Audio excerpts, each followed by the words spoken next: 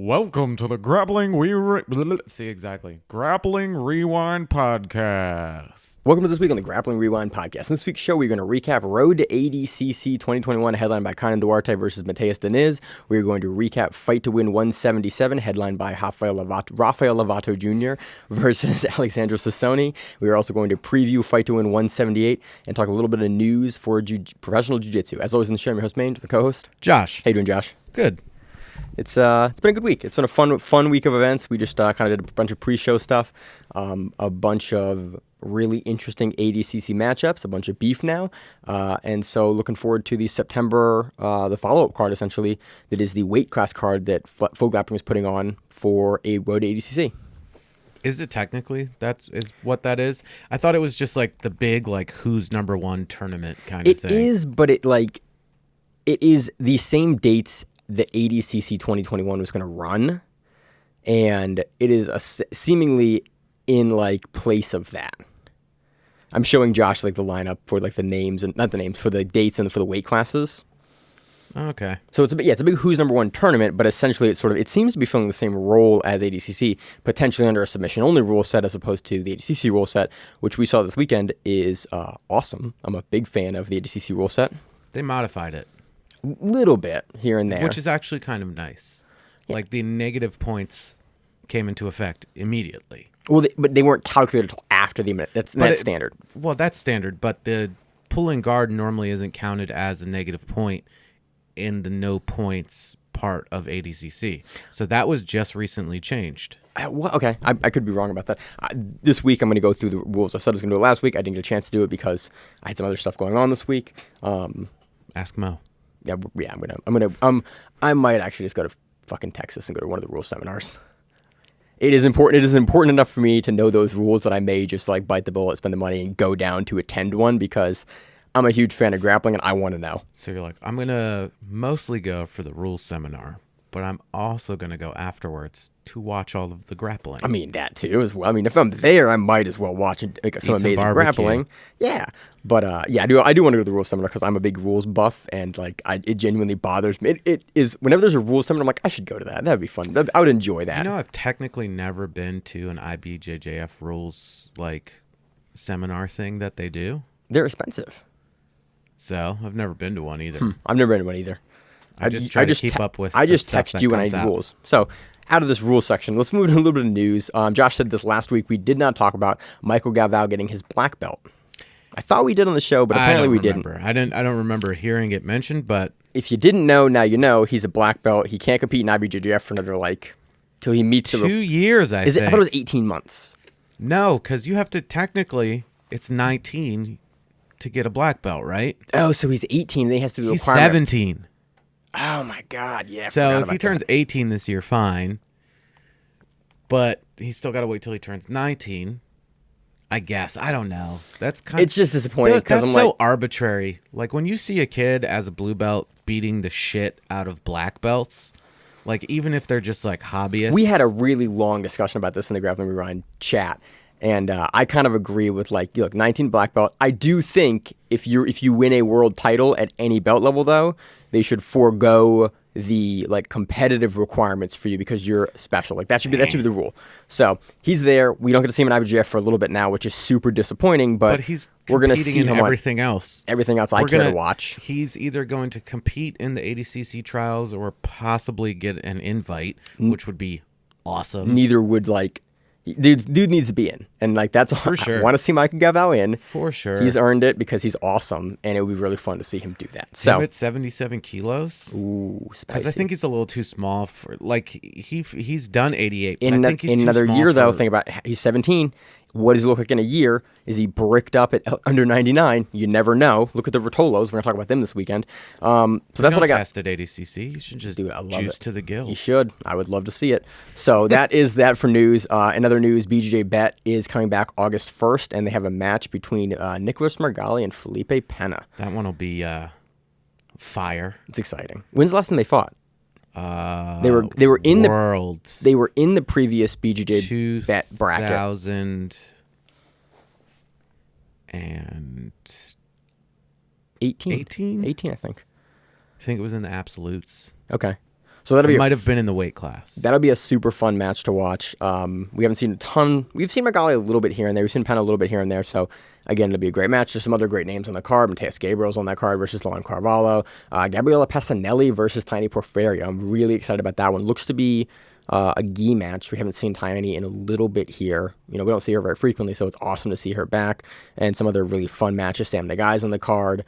Should be a very entertaining match in our card, and we're going to preview probably in a week or two. So that is exciting. Other than that, Josh, I don't have any other news. I think we'll probably miss. Oh, yeah. One big piece of news.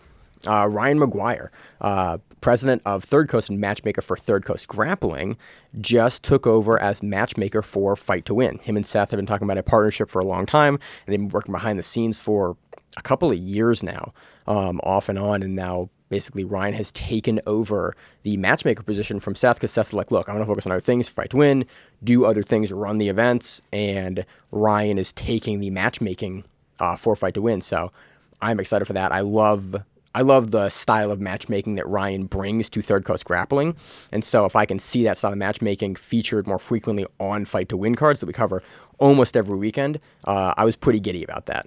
Yeah, he just kind of doesn't give a shit. And he's like, what match do I want to see? Let's make that match. Yes. And specifically, almost messed up that word. He talked about when he made the brackets for maybe the middleweight GP, Third Coast Grappling 7. He was like, look, I don't do 1 seed versus 8 seed. I do what's the most interesting first round matchups I can make, and I make those. And what's the most interesting bracket I can make? Because this is an entertainment tournament that you want to see exciting matchups. Of the 8 guys we have in here, who do we want to see face each other? I set up a bracket to facilitate that. And I went, as a fan of entertainment, I thank you for that. So, yeah big fan. I have full confidence in his matchmaking ability. It does suck to see Seth, lead the reins there, but he's obviously done it for a reason. We're at, Fight to Win 1, coming up on 178? Yeah. And he's like, I'm not going to do this anymore so I can focus on other things to improve the business. Man, I can't believe after 175 of these that you're like, you know what, I don't want to do this Plus anymore. all the MMA events and the other events and the boxing events and all the tournament. Yeah. So and it was, by the way, the 2018 Worlds where he beat Payne up by Ezekiel Choke. That was a good match. That was a good match too. So that would be fun. So that's the biggest news. Josh, what do you want to go through first? I say that we start with. I want to talk about one match. I want to start with Road to ADCC. Okay. And I want to start with Kaynan Duarte versus champion Matheus Diniz. Okay, first of all, there's not much of a match that you can talk about. It was 2 minutes long. So much. There was 2 minutes and 3 seconds long. And Kaynan Duarte finished with one of my favorite leg locks, the Texas Cloverleaf. Dude, he legit just beat the brakes off of him. Quickly. In a way that we have never seen Matheus Diniz taken out. Do you remember when he beat Rodolfo? Yeah. It was like the same thing. It was like, okay, dude, I don't feel like being out here that long. The difference in this match... He had to go pick up a burrito or something. He was like, I have a hot date. I need to be somewhere. I have things to do. The thing that struck me the most in this match, and more than the finish, more than the sequences, beautiful technique on display. We'll talk about that in a second. Kaynan came out with a face on him that I have never seen him have before. It was a level of confidence, and I think I put in the chat nonplus. He was just ready, and he was going to go. He wasn't angry. He wasn't amped. He was just I am going to go do this thing. And you could see it on his face when he walked out. And I said it in the chat. I was like, yo, Kaynan looks like a different dude right now. He came out and was like, I think I'm going to win this match pretty quickly. So let's get this over with. And he just took him down. And you don't see, not saying Matheus is bad on the bottom, but you don't see him on the bottom that much. Very rarely from the bottom. Immediately. Anything that he tried to do, Kaynan just shut it down. And then he was like, you know what? Here we are. I'm going to backstep from this takedown and immediately just goes into that leg weave position and... Doesn't kind of like his passing. He's like, no, I'm going to sit back with it. Grab the leg. It was defended very briefly and then... He switches the low side leg over. Yeah. And then you see him turn and start to finish. And then Penna does the hover hand. Not Penna. Diniz. Diniz does the hover hand very briefly, and then you see Kaynan go. We got to finish this, and Diniz goes, "You got me." 2 minutes. 2 minutes and 3 seconds. There's not much that you can talk about with this match. Other than, than how Kaynan was like, hey, dog, not today. Dude. It's like, I don't have time for this. That's one of those things where you're like, I need to hurry up and get to the bathroom. It's like, I have to go, so we need to wrap this up. He's so good.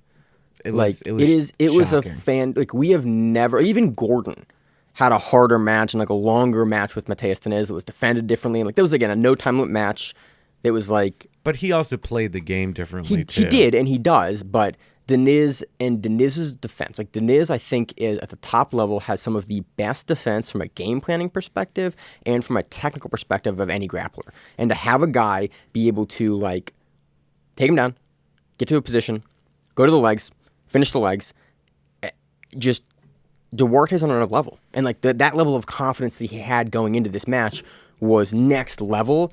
If this Duarte shows up, I do not know who can beat him. Gordon, I think, is the only match I want to see Duarte in after that. I mean, Gordon even brought up, like, this was a different guy that... Yeah, because they fought 3 years ago, right? That was Worlds, Nogi Worlds, at IBJJF. Yeah. That was the last time, only time they fought. This isn't the... It's like, if I would have faced this person at ADCC, it's like... Or if I wasn't there, he would have won. That was Hulk. He was talking about Hulk for that. Oh, yeah. Mixed them up. Sorry. But still, like, Gordon was very complimentary of him. He was just like, that was really good. Like, everything he did. There was no, like, him being a shithead or anything about it. He was just like, cool. Good match. So, good match. Go back and watch that. Again, we've been talking about... Duarte's, like, the guy. He's the next coming of top-level... under 99 kilograms. We're going to see him for a while, especially if he looks like this. But Josh, what's the next match you want to go through? The Mikey match? Let's go through the Mikey. Let's talk about the match first, and then we'll talk about Mikey Musumeci losing his cool in a way I've never seen him lose his cool in the post-fight interview, and I can completely take back what I've said about post-fight interviews after this one. Some of them are understandable. Like, I get your point. It's like they're exhausted, and they're like... And it's like, you don't want to hear that. Right. Just like you didn't want to hear that noise that I made on... I did not want to, but you can do it twice and then move on. So... Is that was another thing, too. It was kind of like a stalemate. Mikey was ahead with attacking Geo Martinez. Yeah. The one thing I was impressed with was when they went to the feet again, because Mikey had to wrestle a little bit, Martinez, like, bullied there and had a really good... not Tanetoshi, Harigoshi on Musumeci, like, very quickly into the standing period where he puts Musumeci down onto his butt. And then Musumeci, like, I thought, at least in the match, was on the offensive for the entirety of the match in the leg locks. Like, there was 2 different leg locks. There was an armbar attempt from Musumeci that I was like, ridiculous. Ooh. And Martinez is a guy that we've seen is notoriously hard to submit. Like, I think Marcin held him with a knee bar. I looked this up before because I knew, like, the dude has very few submission losses, very hard to sub. Musumeci has the arm out deep, and Martinez is just calm and pulls it in and, you know, gets through and starts to work the pass off of it. But other than that, Musumeci had 2 separate deep heel hook bites where he twisted and they rolled. One of them was off the mat. They had numerous times where Musumeci was going for stuff. Martinez would sometimes lock up, like, Ezekiel's and, like, topside toe holds and other things. And, like, this was 15 minutes of footlocks, essentially. And I was enthralled the entire time, but you always saw that Mikey had inside position. He had under position. He was like, Mikey was in a place that he wanted to go. Martinez was looking to counter and definitely keeping Mikey honest in certain places in the match and forcing Mikey to pull out and open space and get to double-seated open guard positions. But when they were engaged, 90% of the time, it was Mikey's show, and Mikey was on the offensive, pulling the legs through. Martinez, like, unquestionably world-class defense. Like, to be able to get out of what he did and, like, the transitions that Mikey was able to hit to the inside and to the outside on the heel hooks and then into the toe holds and even on the 2 or 3 separate knee bar attempts that Mikey Musumeci went through, defended by Martinez repeatedly and well, and then would go on the offense. The finishing sequence was telling for me, and it's really where Mikey ran away with the match, both in the points and in, like, I think as of any judge, if it was going to go to the judges, was that back take. Yeah. After it got to that point and Mikey was like, you know what? this ain't flying. You know what? After all of these leg lock attempts that I've tried, super deep, beautiful looking. I've hit you with my best shit, and now we're sweaty. Straight ankle locks, all this other stuff. It's like I'm going in, and he just like went underneath and was like, "Here we go." And Geo tried to avoid it, and I was like, "Well, there were that's not going to happen." There were like 3 separate attempts where Mikey started to kind of like Barbosa or like baby bolo underneath, and Martinez did a great job getting flat and turning out. But on the third attempt that Mikey hits, he gets under and he forces Geo to turtle. Yeah. And he threw that one hook in, and from there, and you heard Gordon going, he should go for a power half so he can like turn him over and get to his back. What I thought was funny is Musumeci didn't do that. No, he didn't do that, and he still got the back because Gordon was like, he's gonna get bumped forward, and from my perspective watching it, I was like, I don't think that's going to happen because I don't think Geo's going to like really like posture up too much because it would open up too much space for Mikey to immediately stab a hook in. So what I thought was funny about that is I think that is a difference from a guy that fights at like 88, 99 versus a guy that fights at like rooster, feather, or bantamweight is you need the power half to turn guys over. At the lower weight classes, the space is so small and guys are not nearly as strong.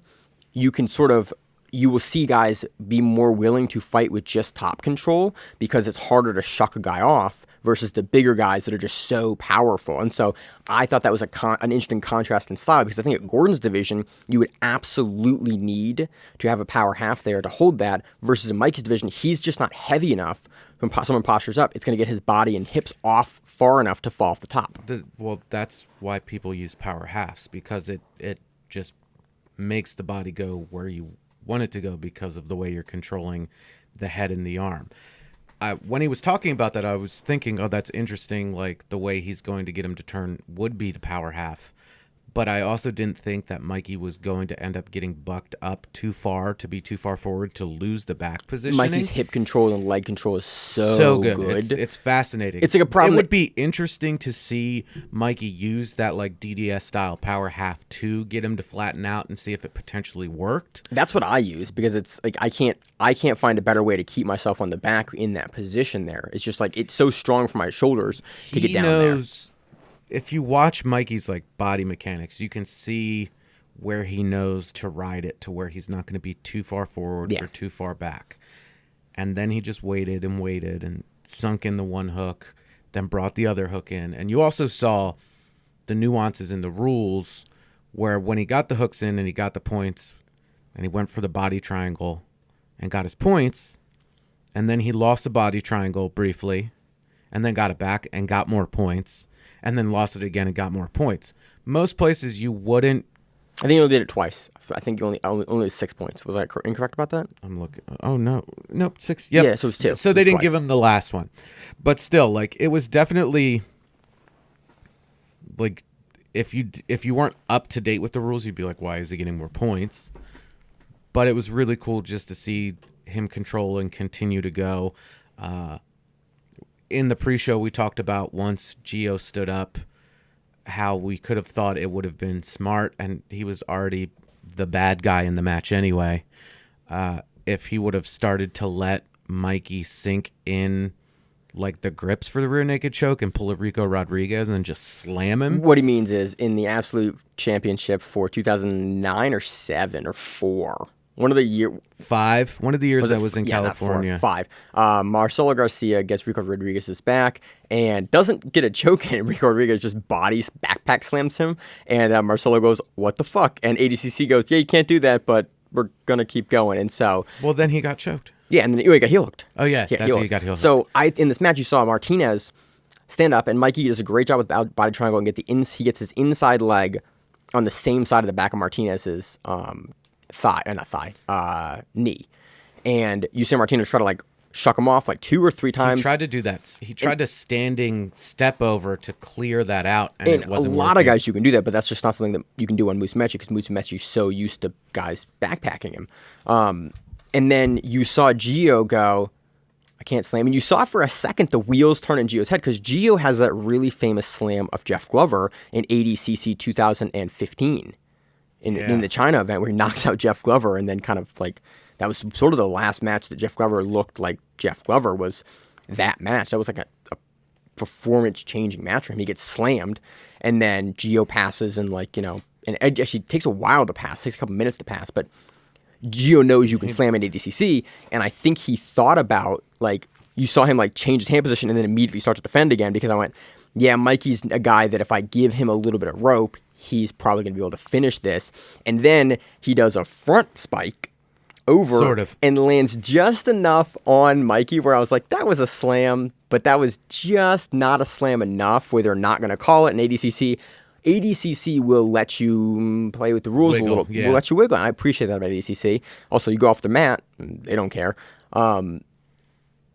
So they let it go, and then Mikey essentially just rides out the back Rides control. out the time, walks over, and immediately, in the nicest way possible, starts talking shit about Geo Martinez. Well, no, he tried to like shake Well, he tried Martinez's to shake hand. his hand, and he's Mikey. He's like one of the nicest guys in jiu-jitsu, period. Yeah. And all this stuff happened, and then all of a sudden, you see a guy that's like, why are you being mean? I don't get this. Now I'm going to be mean. But it was the nicest mean thing. We also talked to ever. Eddie Bravo. He was like, you'd see him off the mat. Like, he didn't really care what was going on. He went and talked to Geo. Geo wouldn't talk to him. And then he tried to like talk to Eddie Bravo, and like you could see basically like, why is he like this? What is he doing? What did I do? Why is he like this? And you saw Eddie Bravo like, I don't know, man. Like, and you saw Eddie Bravo like trying to just give Mikey like, I don't know, man. I don't know what beef you guys have. Like, yeah, you're like, he's just a guy, and like I'm his coach. Like I don't know what beef Why you did have. you give him a black belt if he's gonna act like this? It was just, Dude, he go watch has Mikey this- Musumeci's He post-fight has interview. this like, what I just had what I was gonna say and I just blanked out on it. He has this romantic vision of jiu-jitsu that it is literally like the gentle art, and it is supposed to be this way, and it's supposed to be filled with respect and all of these other things, and you should be very respectful. But on the other side of that, It is it's nosy. like, hey, Mikey, you realize like if you're following like the pure form of jiu-jitsu, you shouldn't jump teams either. It was also dude. We He came. was from a- like, you shouldn't be a black belt though, and and he's they like, should kick guys, you out of a tournament. hey guys, should he be a black belt? It's like, I'm a nice guy. Why isn't he being a nice guy? It was the cutest thing in jiu-jitsu. It was pretty adorable. Like, but again, that's why partially He just why loves we love it so Mike. much. Yeah, but he has a different view of like, he sees the black, like having the belt as a whole experience and a whole like representation of who respect you and- are yeah. versus a lot of other folks and a lot of other people in the sport. It's like, are you really good? Okay, black belt. Like, it does, and it's a difference in philosophy, and this is not a philosophy podcast at all, but that was obviously Mikey's philosophy and thought process for like what that represents to him. And it was the most upset I have ever seen. Like, even when Bruno did the fucking hand thing, and like Mikey wasn't upset about it, but this is He was a little upset, but then they talked it over. Yeah. And I think that's where he wasn't like, why is he acting this way? But Angry Mike and Musumeci is my new favorite thing. I'm gonna watch that interview probably like 6 more times. and Geo's responded, and it didn't seem to really address like Geo was like, I only said 2 things. I don't get why he's so angry. And it's been an interesting couple of hours. it's the weirdest beef. It is Also the talking weirdest about beef. Mikey Musumeci, because he's such a jiu-jitsu nerd, he goes over to commentary to Gordon Ryan. He's like, hey, Gordon, why didn't I finish this heel hook? What was the issue? Why couldn't I finish And then it? Gordon walked him through and talked to him. It was like, Mikey's going to get better and better. Like, he's been training Nogi for So what? scary. 3 months in his garage now? 5 months, he said. He's been doing it like nonstop. Dude, he hasn't had a rest day in 5 months, he said. So I can't wait for Mikey to get an invite like he did last time, because he deserved it I last want time. him to He actually compete though. absolutely deserves the invite this time. So Oh, I yeah. can't wait to see him in 166, because he is now the best roosterweight, bantamweight, and featherweight. Well, I don't think arguably. he's ever done roosterweight no-gi. Sorry, he hasn't done roosterweight nogi, but he beat Panera, who is the number 1 roosterweight. He beat him at bantamweight, technically, but like he has taken out the top guys. Like Geo's number 1 featherweight, he's now because Geo beat Meow. He has beaten the top guys at every weight class below lightweight. Should just go to lightweight. He could do it. He's gone to heavyweight. So He's gone to ultra heavyweight. He's gone to open weight. That match with Seif. So that was Mikey Musumeci. Looked next level. again, I cannot wait to see how he continues to look. There's so many guys I want to see Mikey face. Can't wait for it. I can't either. Love me some Nogi Musumeci. He gets the heel hooks on tap. It's going to be already a scary dude. That was that match. Josh, what's the next match we're going to go through? Nicky Ryan versus Dante Leon. This was a fun match. We all talked about it in the chat because for the past few months... I have no clue where you're going here. You'll know in a second. And everybody's like, Nicky's wrestling is so much better. And we're like, eh. And then yesterday, Saturday, this match. Yeah, we're recording this on Sunday, by the way. I usually record this on Monday, but Josh has an absurd work schedule now. I have off tomorrow. I didn't even know until last night that I have off Monday. Yeah, but you didn't find out till tomorrow, so we're doing it today. Right. As a result, by the way, we're not going to cover Sug because it hasn't happened yet. Moving on. Does anybody care that we're not covering Sug? There's some good there's some decent matches on there. But anyway, Nicky Ryan out-wrestled Dante Leon. He straight up clowned him. Dude, that double in the leg. wrestling. The multiple times where he penetrated so deeply and got body locks to finish. He didn't get body locks, but he got leg locks. Like the one double leg that he scores here in this match, he shoots, he gets in super deep, both knees on the ground. He laces inside of the thighs, and then he drives his hips up and he locks his hands from the leg lock, never even gets to the body. He finishes that takedown from the knees around the thighs. Yeah, right underneath the butt, where you should be finishing. Not even underneath the butt. No, he's I think when I watched it, when I rewatched it this morning. He did it a couple times where or he wrestled up with the body two times lock. He wrestled up, and then he'd get his outside leg underneath the inside leg of Leon, push him down, and then basically do a low single with that leg. There's a wrestling term for it that I don't know because I'm not a competent wrestler at all. Twice he did that. And then the most interesting tactical thing he did in this match that I saw was, with 4 points, he pulls. Because he had already hit the sweep on Leon once, and he hit that wrestle up from the bottom. 5 points.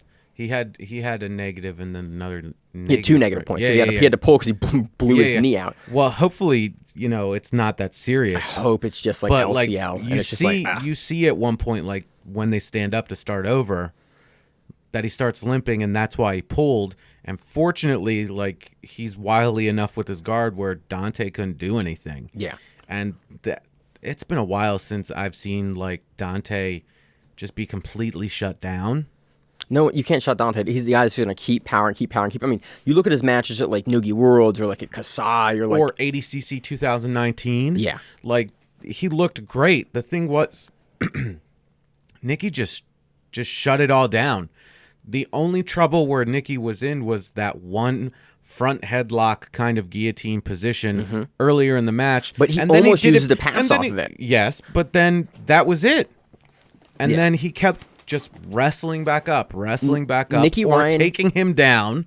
Nicky Ryan has struggled in some rule sets. I don't think we've ever seen Nicky Ryan struggle in the ADCC rule set. I thought about this because we've seen him have some off and on matches in different rule sets.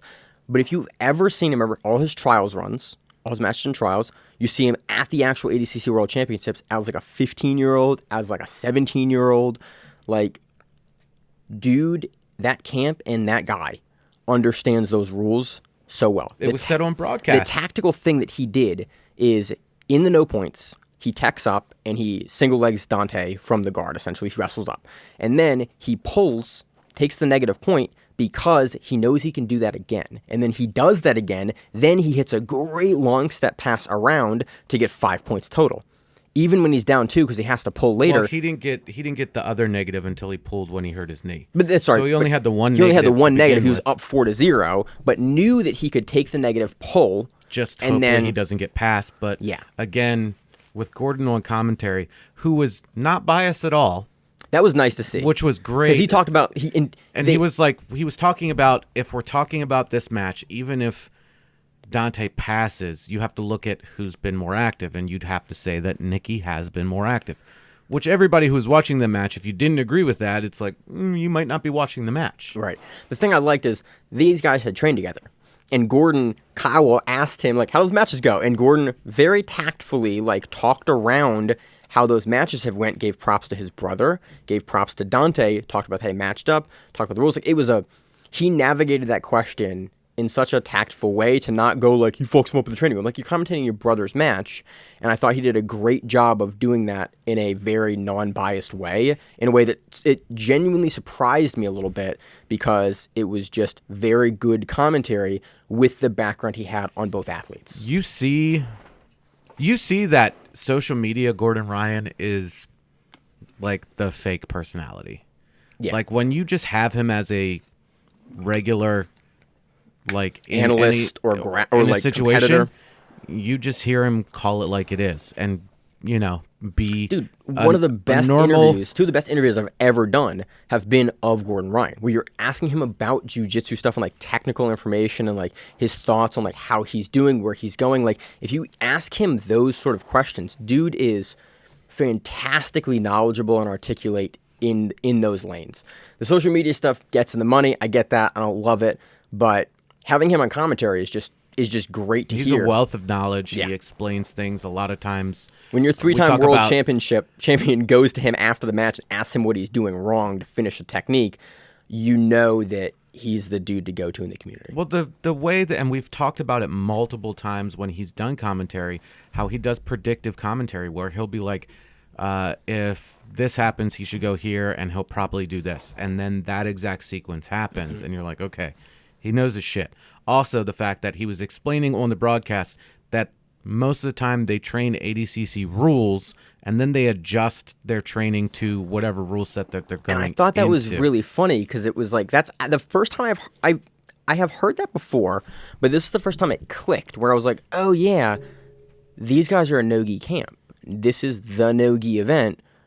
They're obviously gonna. Well, it's the premiere. Like, this is the one you train for. Oh yeah, for sure. And if you want to be good at that rules, and it's such a unique rule set. I mean, this is the only other ADCC style event we've ever covered on the show that's not literally ADCC trials or the World Championships. In 4 years of doing the show, we have never covered an ADCC rules event before, other than the World Champion. It's like it's not a thing.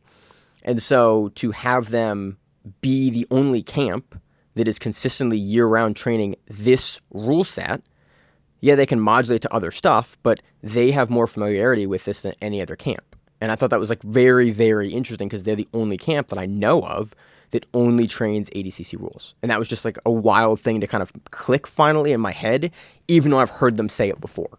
Sorry, I was looking up Nicky's Instagram to see if he posted what kind of injury it was. They had him on a baggage carousel, the hotel thing with the luggage carousel, luggage. I know what you're talking about. They had him on one of those luggage dolly. Luggage dolly, and they were wheeling him around. It just made me laugh because he couldn't walk.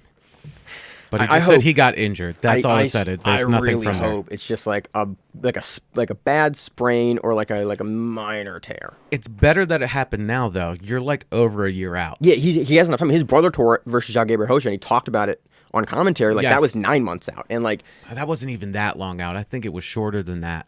I think it was 9 months, because I think it was just enough time. He had 6 months to recover. Was it March or April? 3 months, bro. You can do this. I can't do this. You know that. You were at that show, weren't you? Weren't you and Emil at that Kasai? No, that was different Kasai. That was the Cyborg. That was the Cyborg and Nicky Ryan Kasai. Yeah. We were at the third coast. I was at the third coast with Bo Nico versus Gordon. That's what it was. Yeah, that's right. But you guys went to Kasai too. So. We did. Kasai. We were both in Texas and like a month apart. Yeah. So moving on, great match. Nicky Ryan gets it done via points. Gets injured, unfortunately. Again, Nicky Ryan under ADC's rule set is such a hard dude to crack. Props to him. Again, I assume we're going to see this rematch down the line. Hopefully it's at, at 77. Because it was at a catch weight of like 79. Yeah, I forget. I think Nicky Ryan was the bigger one. I missed it on broadcast, and I went to go back and watch it, but I just rewatched the match. I didn't rewatch the walkout. It's at the beginning of it, right when the match starts. They say it, and I forgot. I was like playing it on my phone while I was in the shower, like post work. I was like, it's a peel behind the curtain I don't need, Josh. You're a busy man. When it's 150 plus degrees, when you're at work and you're constantly sweating, you want to go home and take a shower. That's the reason. And you want to watch jiu-jitsu. Right. And if you can't bring your phone into the shower because it's not waterproof, Josh, I have a waterproof phone mount in my shower for like watching jiu-jitsu mostly. It's just like, man. boop. I need to get one of those It's like then. an $8 thing on Amazon. You stick it to your shower. Rachel mounted it chest height because she's shorter than I am, so you have to look down. But yeah, it's great. You put jiu-jitsu on it. It has a little speaker amplifier. Dude, it's worth it. If you watch jiu-jitsu, it's worth it. So next match to talk about, Lucas Hulk Barbosa versus William Beat Tackett. the brakes The rematch, off of Tackett. Like 34-0. And that's... he styled on him. If you remember, ADCC is a 20-minute match, and only 10 minutes are points. So Lucas Barbosa, Hulk, scores... Could have had, like, I don't know, 80 points at that point. The match was a little slower at the I beginning. don't know. He passed a lot. But he just... I mean, as Kaynan said as well, that he's just been training no-gi. I guarantee you, like, the entire place is just doing a whole lot of Yeah, the no-gi, whole Atos gym, which is getting Hulk ready for and, this. like, Kaynan and Galvao now, and, like, Hinger. Dude, and, yeah. like that... When Tackett loses, like, he normally loses, like, close ones, or it's by submission. Yeah. We don't see Tackett get blown out like this. This was also a very late replacement match, and Tackett's game for those too. This was like 3 days out, so Tackett did not have a huge amount of time to prepare for Barbosa. Again, he's in shape, but like Barbosa is a tough nut to crack, and he's already faced Barbosa before at Subversive, where he was outpointed, but Barbosa just turned up the heat on him. yeah, in a way that he worked him like a well done steak. Yeah, like, it was just he was like, okay. He was on.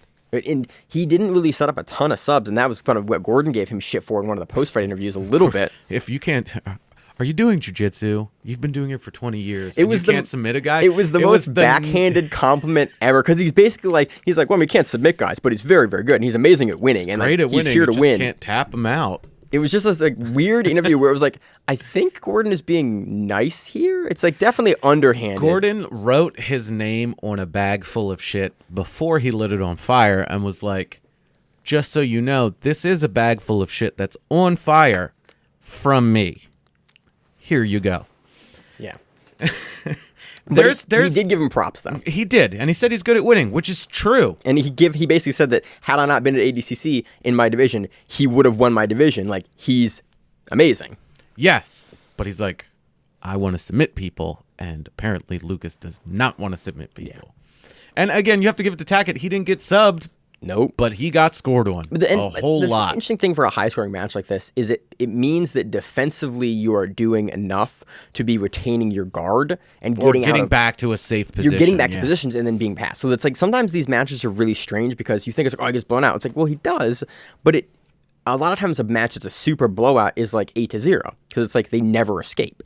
And Tackett repeatedly in this match is like getting and working and continuing to like fight through and continuing to try to put up some sort of offense. And Barbosa is like shutting it down and then using it to pass and score again. And repeatedly looking to pass and score again. If you go back, you look at Leandro Lowe's matches where he's gotten 40 some odd points. Cyborg versus Big Red, where he got like 20 plus points. 27, I think. That was Nogi Worlds like 2018. Wiltsey in a local tournament scoring a ridiculous amount of points. Yeah. Like, okay, you've gotten out of these positions, but it's like at one point are you like, okay, am I going to lose like 95-0 or am I going to get tapped out?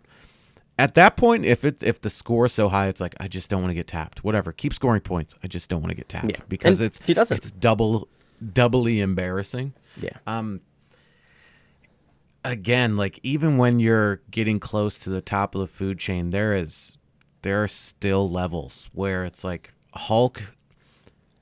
You've been near Hulk as a human being, correct? I don't think I've interviewed him, but you've been near him. He's not like this enormous human being. He's just wide and muscular. He's thick. He's just like a. But I don't think he's like super tall or anything like that. No, he's not that tall. He's he's bigger than me, but that's not saying much. Right, but he's like thick. Yeah, he's Hulk. So he's shredded and he's big and he's muscular. So it's not like at certain points you look and you're like, oh, you're not that super imposing, but then you see him and like the veins are popping out of his veins. And then you watch him stuff Gaudio's takedown at ADCC by just like timing it, intercepting it, turning him. You're like, oh, you're a different kind of strong. So I'm curious to see if we'll see Tackett at 88 or if we'll see Tackett at 77. I think Tackett at 77 would be better. I just think this is like a lot, not too much too soon because like he's fought, he he's fought Barbosa twice, never been tapped by Barbosa.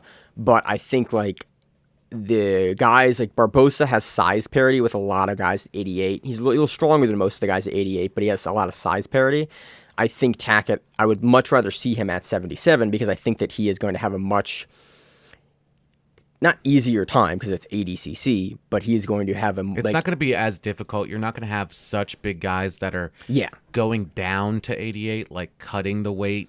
Yeah, or generally like losing a little bit. You're not going to have guys that are 25 pounds bigger than you, right. Which is, I think, a little bit what played into this match. Again, great accord on both guys. It was a very impressive performance from Hulk. If you want to see just beautiful no-gi passing, watch this match. It's definitely worth your time to watch. I just don't have a ton to add aside from that. Yeah, I don't either. Josh, what you got? We got 3 matches left, 2 matches left. Yeah, we talked about we did. These. Which one do you want to go to next? Let's knock that one. Let's talk about Baby Vieira versus Liz Clay. Ana Carolina Vieira versus Elisabeth Clay. Vieira takes it 2-0. She didn't turn it on until points. Yeah. And again, this is the same thing as like the last match. Clay got out of a lot of bad positions, but she was being, from my point of view, she was being too one-dimensional. She was looking for what Clay is so good at. Leg locks, which is fine. In that particular outside knee bar to knock someone over. She really loves that knee bar sweep, and she's amazing at it, and she hits it very frequently, and then she'll go to the outside heel hook. And Baby... She tried the omoplata / go-go plata as well that was from the takedown. That was honestly a weird decision, and I was confused as to why she did that because she didn't have Baby's posture on the back of the neck when she did that. But she had the whole arm in there. It's the thing is when she started to readjust trying to do the go-go plata is when Baby got her arm out. Yeah, and I thought it looked like to me that she had immediately shot for the go-go plata off of the takedown, and I went, that's going to be a really, really hard thing to finish on a world-class level competitor like Vieira. Although we haven't seen a ton from Vieira recently. Like, that was probably 7 or at least 8 minutes, maybe 10 or 12 minutes into the match at that point, and I was surprised that, especially when you're slippery, that you would go for an omoplata and you would combo with a go-go plata on someone who's slippery. She had a great bite on it, though. She did have a great bite on it. It is a move that I cannot recall the last time I've seen it finished in a high-level match. It was just an interesting thing to go to. But Baby looked good. She was consistently on the top position, working the guillotine. Clay would sort of try to tack up into the wrestling, and Baby would immediately snap the guillotine and then push her hips forward so that Clay's head was turned and it was like angled down so that Clay had to back out of the guillotine and like basically put hooks back in to get out of the guillotine. If she wouldn't, Baby would have either popped over the top or come to the side around and passed. So Clay kind of was like stuck in this middle position where her preferred tech up kept getting countered by the guillotine attempts from Baby Vieira, and then Baby did a great job, staving off the leg lock attempts. Like there's 2 different knee bars where Baby Vieira put the foot right in the middle on like the running man escape of Clay, and turned out Clay was never able to fully get a good bite on the leg and start rotating. There was 1 deep knee bar before the points were happening, but after that, Baby just really played a very, very well thought out positional game. A game that was different than Geddes too. We've seen Rafaela Geddes attack Elisabeth Clay in a very similar kind of positionally dominated way. But from the outside, Baby Vieira was much more inside on Clay. And I was curious to see, I need to watch it again, exactly how she was stopping the inversion of Clay, because that's something we've seen Clay do a ton, and we didn't see it nearly as much here. Clay was much more willing to fight straight on, almost out of a butterfly guard position in this match, which she's comfortable with as and well. She's a great butterfly guard player. I think again it was just like the Vieira pressure, where she just like stayed low and stayed down and didn't allow that inversion to happen. She was killing one of the legs to prevent all of the inversion. So I think that's part of what killed a lot of it, which, hey, whatever. It's fine. On a side note, Rodolfo, her older brother, had a UFC fight last night as well. He won by rear naked choke. Probably within an hour of her match, and won in the 3rd round via rear naked choke. Did you see him like hopple in the back? That was sick. Beautiful transition to the rear naked choke, finishes it, and then he gets it while he's getting slammed.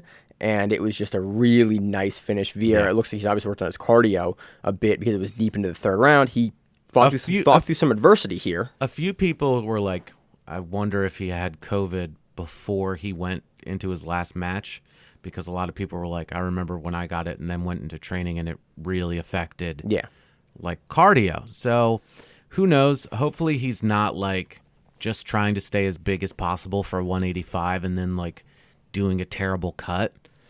Yeah, he looked a little less gigantic this time, but it was a great finish sequence. I don't want to talk too much about MMA, but it was it's of note as they're like related. The and brothers, they both had great brothers. They're brothers. They're siblings is the word I'm looking for there.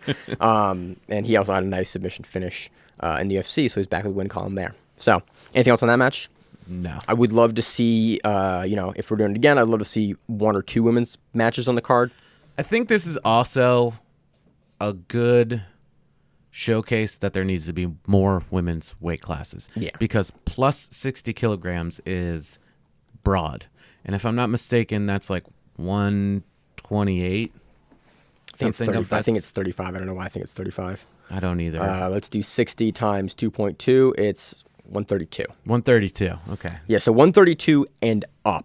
And Clay's like 140, high 140s, low 150s. She's not that small. Yeah. Is she really She's that in the small? 150s. Oh, like no between like 140 something and 150 something, if I'm not mistaken. Right? But a lot of these other women are like 160, 170, 180, 200 plus pounds. Gabby Garcia, 235 with abs. Like 220 with abs, but still, No, I think she's 235. I looked this up. Jesus Christ. Yeah, she's a very, very large woman.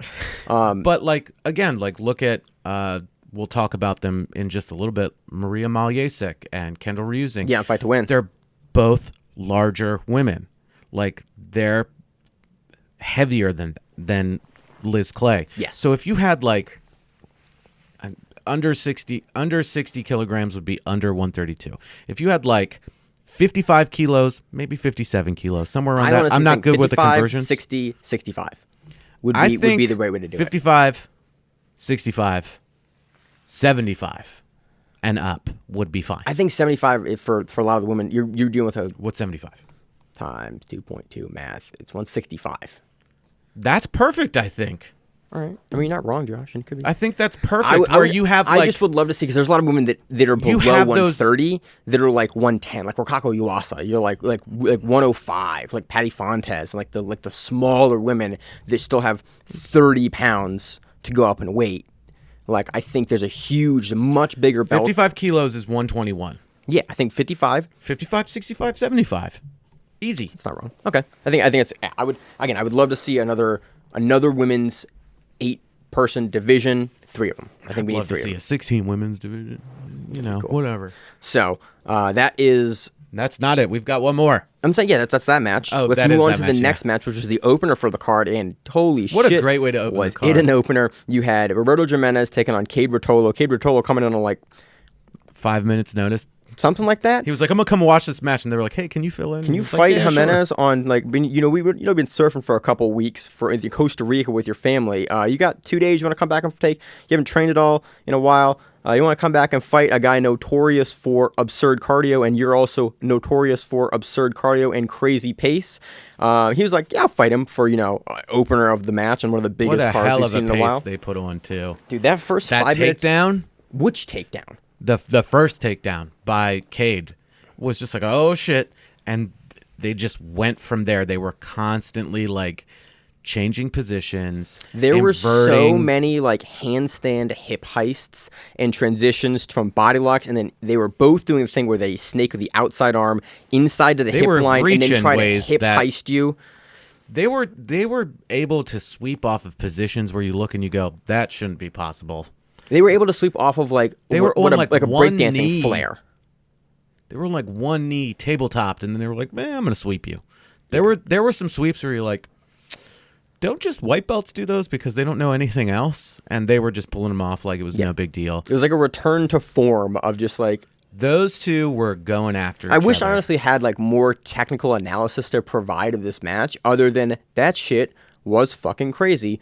You should watch it because there's nothing I can say. There's nothing I can say on the mic that's gonna even do justice to like the technique and the way these guys moved their bodies to transition, to pass, and to like what they did in the match. It was we would literally have to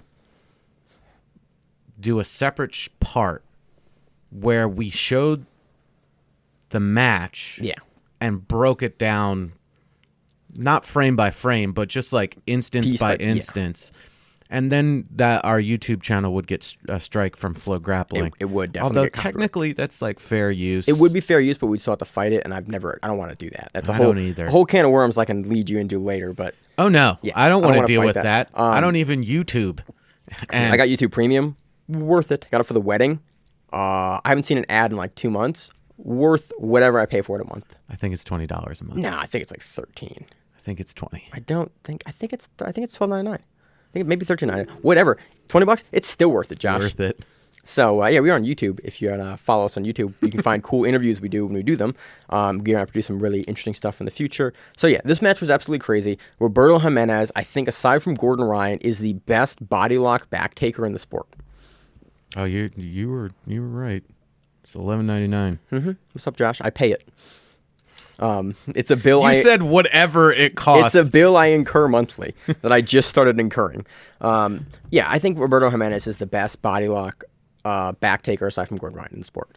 The way in which he does it and the frequency in which he does it, as soon as he has the body lock and he's able to turn the corner, he's able to get his hips out on the side from the bottom of Kade Ruotolo. He just lifts the body up in the right angle at the right time and knows how to just transition under. As soon as he gets his far side hook to your outside hip, when he has that body lock, he can hoist his entire body over. Even if you do what Kade does and try to get to your back flat to the mat to prevent the back take, he can lift you up in that transition and get underneath you still, and then he can adjust you over, keeping the body lock on you. And he does that to Kade Ruotolo, and it was like, what do you did the right thing?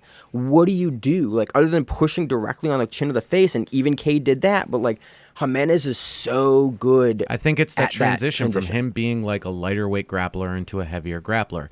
He's carrying over a lot of that technique that the smaller grapplers use at a heavier weight now. I also think that Jimenez here was like, so this match I think had a big shifting point. Kade and Jimenez pushed an insane pace for the first 5 or 6 minutes of the match. Almost 10 minutes. And then you saw Jimenez get on top. And you saw them pass, and you saw the output of Kade just had to slow down. I think that was because Kade was coming in on such late replacement. You've been surfing for like, you've not been training. Yeah, and then he came in and fight a guy that specifically beats guys with cardio frequently, and that's also your tool. Just couldn't run at that pace, slowed down. Jimenez is eventually able to get to the back. Does a beautiful job of trapping the low side hand with his leg in the body triangle, and then Kade's fighting with one hand. Jimenez extends the hand out, and then he keeps digging and digging, and finally just sinks it through and locks it up and gets the finish. Again, it was a great way to start the card. Great way to be like, okay, it got me. I was like, cool. I picked a good. I went to my buddy's house. I was like, I picked a good card to have on this big TV at his house and hang out and have Mexican food. So this was my only issue with the entire thing was all of these matches are running on the instance of it's a finals match for ADCC. The first half of a finals match. They're not 40 minutes long. Finals matches can be 40 minutes long. They can be. Yes. But they start at 20 minutes. Where the first 10 minutes are no points and the second half is points. Yeah. But if it goes into overtime, then you add another 10 minutes or 20 minutes. I think you can go up to 2. I need to look at the rules again. They can keep going. I haven't looked at the rules in a little bit. But we frequently talk about like time of matches and watching a 20-minute stalemate, not that happened. No, this didn't happen on the card, and it was great, but that's rare to have a collection of matches. Drug it out a little bit. So at 6 matches, that's if they all went the distance, that would have been 120 minutes, 2 full hours of time of match time. That's not pauses. That's not walkout. That's not the in between where you have to watch the commercials or the thing where it shows the interviews or anything like that. It didn't feel like a super long card. No, it was paced. There was also paced perfectly. We had some subs in here too. Right. So that was like, I mean, the Barbosa match being 2 minutes long, the Jimenez match being almost a little more than half the time long. Like, there were 2 matches in there that essentially... Not the Barbosa match. The Barbosa match went the Jimenez and Kade Ruotolo match. Having a couple of submissions in there, like, was good. They had the first match and the last match. But we had a solid 80 minutes of matches. And for this particular event, it wasn't a problem. It wasn't. But we have seen it be a problem so frequently for longer matches. Again, to keep the level of competition, the caliber of competition here, I personally don't have a problem with, and in the ADCC rule set, I don't have a problem with it. Until it becomes a problem, then I will. But right now, I think a 6-fight card, like, I was actually happy with. I think it may be different. I was actually happy with the pacing of this card. I enjoyed it. I sat down. It didn't feel like to me that it dragged, and that was good. Did it drag for you a little bit? It didn't drag for me per se, but I was just wary the entire time. Like, this could be 20-minute match after 20-minute match. Like, this could be 130. Like, I prepared myself for the worst, and I was surprised and delighted that it wasn't awful, that it didn't drag on and it wasn't boring as hell. Right. The Mikey interview alone, like, rejuvenated me in the middle of it. Yeah. And I woke back up after that, and I started watching, like, the beginning divisions of sumo at, like, 1 o'clock in the morning. So I think a great card. I would love to see more of them. I think I think this for me goes. I want to see more events. Not trying their own rule set. I want to see more events using the ADCC rule set. It's the biggest, most prestigious. If they do some more Road to ADCCs, like, but if they do another one in like 4 months, it's near the end of the year. Cool. Yeah, I think it's the biggest. Well, I think we're gonna have trials coming up in November. Like, we're like 4 months away. Do it right around the same time as trials. From trials. Did Flo do the trials last time where you could watch them? Yeah, Flo's broadcasting all of the trials this year. The first trials that is happening. Oh, that's news. Where this event kicks off what is essentially Grappling Rewind's ADCC coverage. Build up to the stuff that we started the podcast to do. Essentially. Yeah, to cover ADCC. What an awkward conversation that was. Yeah. Hey, so you like jiu-jitsu, and I like jiu-jitsu, and that whole ADCC. Do you want to talk about it? Like, awesome. Do you want to do a podcast? Yeah, Josh, I'm trying to roundabout way to get you to do a podcast with me. You down? He goes, I'm down. And 4 years ago, we're in a different house now with actual good equipment and like cameras and lights and stuff, doing a podcast. A nicer soundboard. A much nicer soundboard. Yeah. So, yeah, great. That was Road to ADCC. Great. Watch the entire thing. Trials are in November. We will be at trials. I'm going to trials. I assume you're going to trials. The one in Jersey? Yeah. Maybe. I don't know when the trials are. What day is that? Probably Saturday, Josh. What? Again, I work in a restaurant. November. It's probably the 2nd November. It's probably the 2nd November. It's probably the 2nd Saturday in November, I believe. I'm also maybe doing Masters Worlds, so that's also in November. Josh, do trials. No one cares about Masters Worlds. Go and watch trials. Josh, go or do trials. Compete. Do trials. Second round, when you have some monster you run into because you're old now, and some 14-year-old comes and guillotine chokes you. Or sign up for heavyweight at Masters 1 and possibly run into Sanji Ribeiro first round. Yeah, that's not fair. Sanji shouldn't. If you win, I can't believe he's not that old. That he's not even in Masters 2. He's in Masters 1 and still. Guess who else is in? Lovato's now doing Masters. And the Meows are doing Masters. But Lovato's older than I am. You think he's still Masters 1? No. I think he just did Masters 1 at some event like two weeks ago. I refuse. So that does our coverage for ADCC. Cannot wait to do ADCC trials. I'm going to be there live. I'm probably going to West Coast trials. I'm going to probably not go to other trials because I can't afford to like leave the country with my camera gear. He's 38. He's in Masters 2. Suck it. All right, you're right. Is he 38 really? Yeah. Good for him. He's like a month younger than my wife. Let's talk about Fight to Win 177, headlined by Rafael Lovato Jr. versus Alexander Ciccone. Yeah. Where? There it is. Couldn't find my results here. Well, you don't have all of the results there either. No. You do, right Josh. there. So this was the headline match for the Masters title for the light heavyweight for Fight to Win. There you go. Yep. It was a great match. It was a great match. I was super impressed with Ciccone here. And you've talked about Ciccone before at length. We've covered him a bunch before. Again, if you've watched as much jiu-jitsu as I've watched, which is a lot, you know a lot of these people. Ciccone, I can't remember which. Hillian Gracie. That's the one. I couldn't remember. I don't think it was Hickson. Hillian Gracie is very well known for his guard.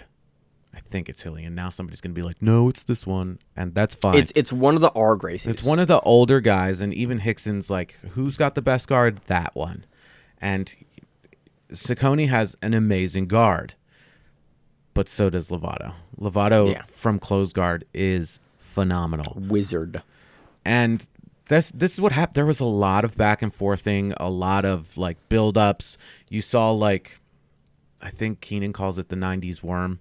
Where is that what that is? Yeah. Because he Lovato puts the lapel underneath the leg. What happened is Lovato at one point in the match tacked up, or Ciccone was attempting a double leg from the knees, and Lovato had the cross-side lapel of the gi underneath the front side. And fed through, Fed through, and then he had it underneath Sassone's thigh. I believe that's what's called the 90s worm. So I'd have to go back and look at it. Ciccone could never really stomp down on that front look and couldn't get on his front leg and couldn't get the posture back. Lovato's got like 8-foot-long arms. That's very long arms. Those guys are the guys that have like the great arms for those type of lapel games. Where they can reach down super low and grab it. So he does that, and does it, I think, he has it deep once, and he really just he stalemates Sassone's like top end wrestling there, puts him back down, and then. But then he got like tossed over with that same grip as well. Yeah. But there was a point in this match where Lovato like essentially inverts, not like and there's traditional inversion. There's a name for this sweep,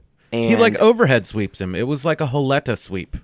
Maybe that's what it's called. Where he just like kind of like turns over and just kind of brings it like sort of like a tornado sweep from Cyborg, if you can think about that. But it was off of like the shoulder more so than underneath. Yeah. And he just rolled through and came up on top into guard. And it was, again, for guys that are older that are still putting on this pace and still competing. And, you know.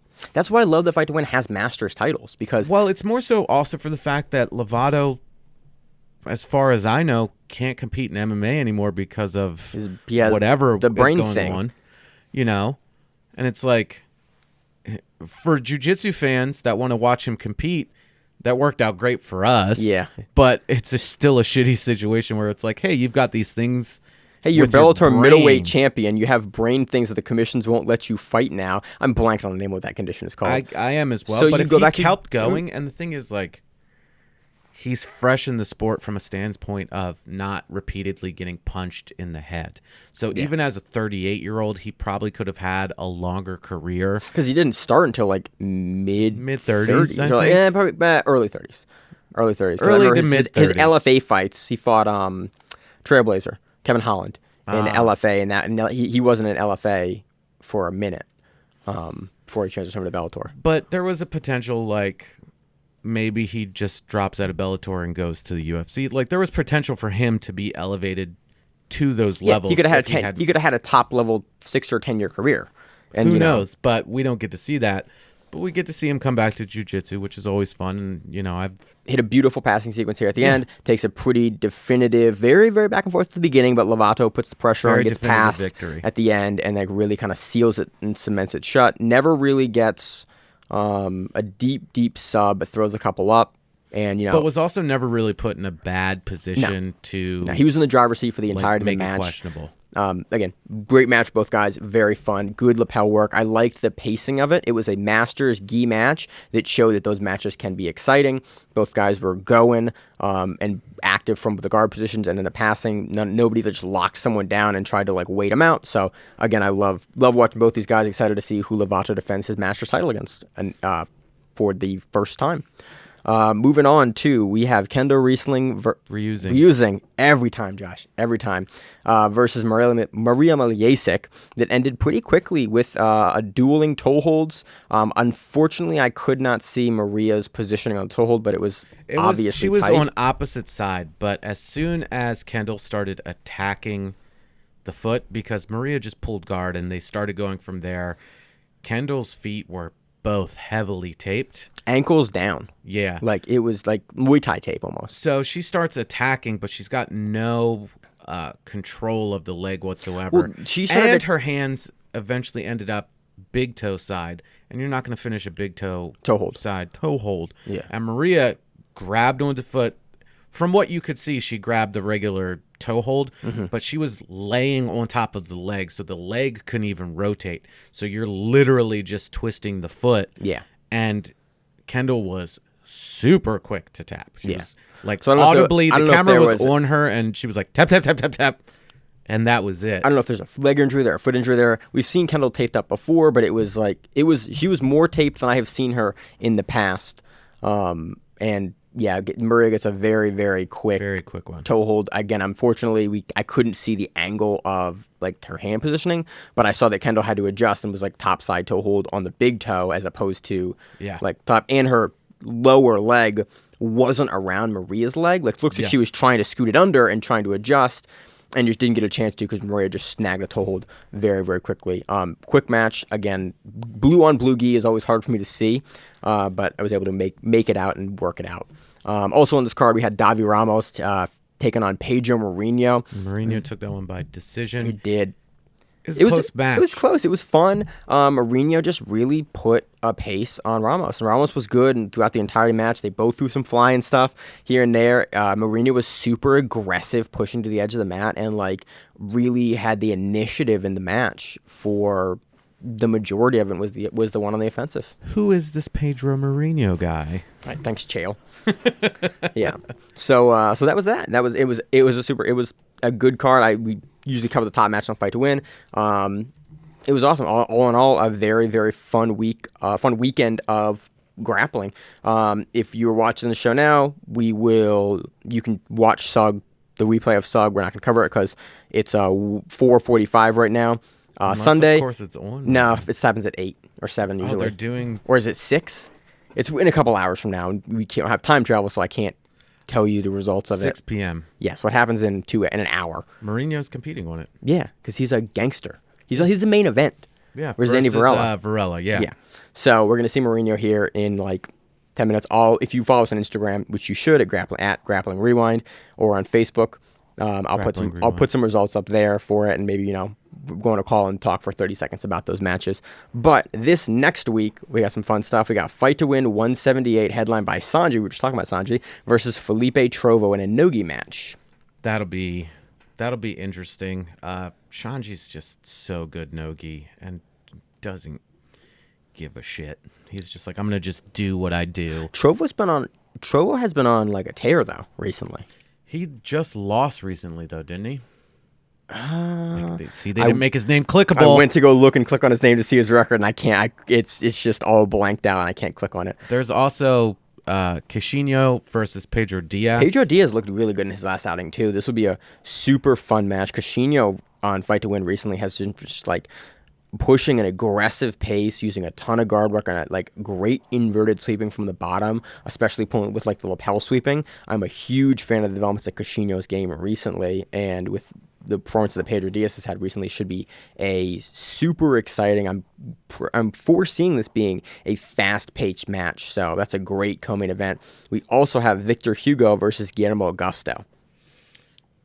Big guys doing big guy things. Look for Hugo's guard here. I think potentially Hugo can take this via sub. Yeah, for sure. It wouldn't surprise me to see like a quick toe hold or knee bar from Hugo here, off like a bottom inversion sweep to the top. Like Hugo has looked really good. Wouldn't surprise me at all. Especially in Fight to Win recently. It should be a ton of fun. You find anything, Josh? I'm looking for Trovo's name, and of course they just try to make it more and more difficult to find. Everybody, it'd make more sense like in the search field if you just brought them up and the first thing was their either their ranking or the link to their win-loss record. That's what I was going to say. Again, but they're improving it. They didn't have it 6 months ago, so I'm happy that at least we're starting. I love that they're continuing to develop the site for flow, and we're starting to see like it be more usable and easier to follow and like click through results and names on the sport. But can't pull it up right now. So I don't think anything else is happening, Josh. I'm double checking. I double checked, and I think we're probably missing something major as the Pan Kids, but we don't like. We don't usually cover. We don't cover kids. Usually. Same thing with like the Jits Kids. Yep, Jits Kids and Third Coast had their kids event this last weekend as well. Yeah, so from 178, the following week is 179 and BJJ Bet 2, which should be fun for next week. Sick. And then coming up after that, more Fight to Wins, Emerald City Invitational. Yeah, looking forward to that. I'm probably going to that live to do some coverage there. That will be exciting. That's in Atlantic City, right? Mm-hmm. Haven't been there in 5 years. Did you go to Rob's fight? No.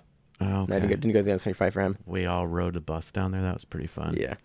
I went down for a bachelor party like 5 or 6 years ago. I won a fun good weekend. chunk of money there. I don't really gamble because I'm not good at it. I don't. I also really had no either. money, so like that was like why I don't usually gamble because I was broke as a joke then. I left plus 450. There we go. Awesome.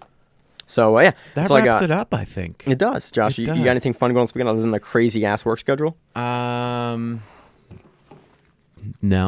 There's another.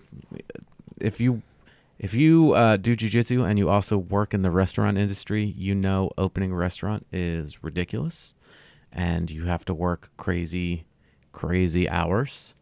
And that's what you're doing. I think the past 2.5 weeks have been minimum 10-hour days and working 6 or 7 days a week. Jesus. So yeah, like 60+ hour work weeks in kitchens and stuff like that. It's like almost 100 degrees every day here in Baltimore. Yeah, it's really fun. It's been like 98, 97 consistently during the day. So, but other than that, just going in, training, just trying to spend as much time with the fam when I'm not dealing with foods, cutting up animals and other things like that. So yeah. Nice. I got I did my 3 month, not 3 month. I did whatever my follow up for surgery was. Supposed to be my final one, but they're like, we'll see you in 3 months. We're gonna look again. Where it's like just in case because you're kind of a cripple. You're kind of not recovering super quick, so we're gonna just check again in 3 months. So I've gone PT. I did get approved to go swimming finally, because I can now rotate my shoulders more. I can lift a little more weight now. So I got some removing of restrictions for what I can do. So hopefully I can be doing a little more and not just chilling, which is what I've been doing for the past couple months now for the most part. Maine has been sneaking into jiu-jitsu and purposely hand-picking who he's rolling with very gently. No, I'm not. I've definitely seen you moving around. I moved my wife a little bit. Yeah, exactly. That's it. Hand-picking. Yeah, I moved around with my wife twice, and I realized this is stupid. I'm going to hurt myself again, so I stopped doing that. Did it 2 separate days, and I was like, "You're like, I'm coming to this seminar, god damn it." No, I'm not. Oh yeah, that day, yeah. That was a black belt promotion though. Yeah. So I had I moved around a little bit, and then one other time out, but I was like, I'm going to hurt myself. Let me just give it 3 more months off, and so that's what I'm doing now. Yeah, just go ahead and start deadlifting. It'll be fine. No, it'll be fine. So I can lift 30 pounds now, Josh. I got approved to lift 30 pounds. Can you lift? Hey guys, can I bump it up 15 more pounds and just use a normal Olympic barbell? No, I got bumped up from 15 pounds to 30 pounds. And you can use those CrossFit women bars. They're 30 pounds. Are they? I think so. Huh. Maybe I should get one of those. But yeah, so I'm approved now to lift like a grocery bag, a heavy grocery bag. I can now lift that. Maybe I can take the trash out finally. It's great. So, Josh, I got nothing else before we get off the rails too much. A great week of jiu-jitsu. If you haven't seen the match we talked about, we only talked about 9 matches. Go back and watch those matches. It was a super fun week of jiu-jitsu. I'm going to read rules for ADCC. I'm going to text Josh a lot this week for hey, rules. Hopefully they are filming a seminar for rules for ADCC, and they're going to put it on ADCC, and Mo Jassam and that whole crew is going to put it out and edit it on YouTube. So you should be able to actually watch the entire rules seminar and actually all the ADCC rules coming up in a really digestible format coming up in the next couple of weeks. So that will be an awesome resource for the community because ADCC is where it's at. I want to see more events, more pro events, more like events that we cover do ADCC rules. I think it's a great rule set until, I'm shown otherwise. I want to see more of it. I do not know why we are not using that rule set more. So that's all I got, Josh. As always, in the show, I'm your host, Maine, with my co-host, Josh. And we are the Grappling. We want to see you on the mats, whatever that is. Stay safe. If you like the show, please consider sharing it on Facebook with the folks at your gym. It's the best way that we grow the show, and we really appreciate it. You can reach out to us on email. We also have Instagram. We have Facebook. We have Twitter. We have Google+. Until that shuts down. We have a website. If you have an event you would like to have us cover, please let us know. If you have a name, like most people do, and you'd like to have us stop butchering it, let us know. Reach out to us. The show is also available on YouTube, Spotify, in addition to iTunes and every other podcast service. We very much appreciate your time, and thank you.